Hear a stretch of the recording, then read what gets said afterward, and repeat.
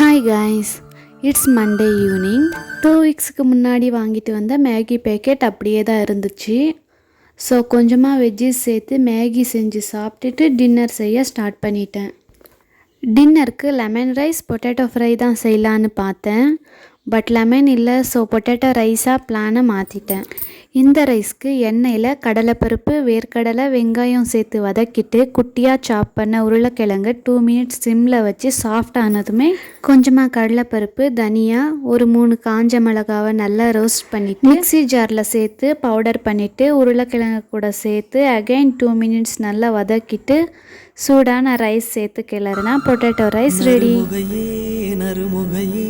நீ ஒரு நாழிகை நில்லாய், செங்கனி ஊறிய வாய் திறந்து நீ ஒரு திருமொழி சொல்லாய். இந்த வீடியோ உங்களுக்கு பிடிச்சிருந்தா மறக்காம என்னோட சேனலை சப்ஸ்கிரைப் பண்ணிக்கோங்க.